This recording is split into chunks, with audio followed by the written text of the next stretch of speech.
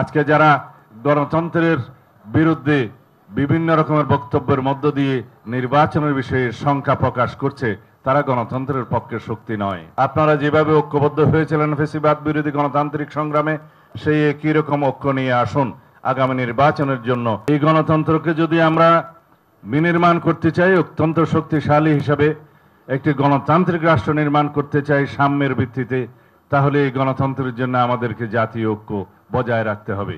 ফ্যাসিবাদ বিরোধী যে জাতীয় ঐক্য প্রতিষ্ঠিত হয়েছে, সেই জাতীয় ঐক্যকে শক্তিতে পরিণত করতে হবে।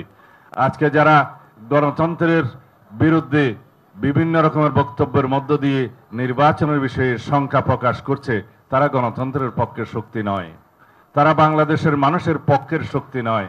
তারা হয়তো কোনো না কোনো কারণে নিজের কথাগুলো ইনিয়ে বিনিয়ে বলছেন, যাতে করে নির্বাচনকে বিলম্বিত করা যায় অথবা বানচাল করা যায় অথবা নির্বাচন অনুষ্ঠান না হোক, সেটা চায়। কিন্তু বাংলাদেশের মানুষ ঐক্যবদ্ধ।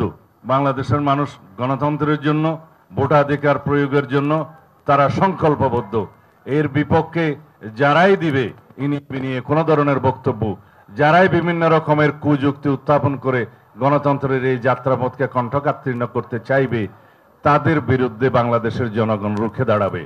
এবং আমরা বিশ্বাস করি, আশা করি বাংলাদেশের জনগণ ভবিষ্যতে গণতান্ত্রিক উত্তরণের পথে যে কোনো রকমের বাধাকে অতিক্রম করতে সংকল্পবদ্ধ।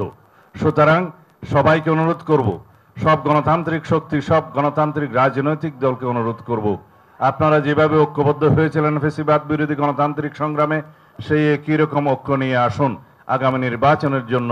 সুষ্ঠু শান্তিপূর্ণভাবে যেভাবে আমরা নির্বাচন অনুষ্ঠান করতে পারি, সেইভাবে আমরা ঐক্যবদ্ধ থাকি, আলাপ আলোচনা করি এবং তা আমরা গণতান্ত্রিক উত্তরণকে সহজতর করি।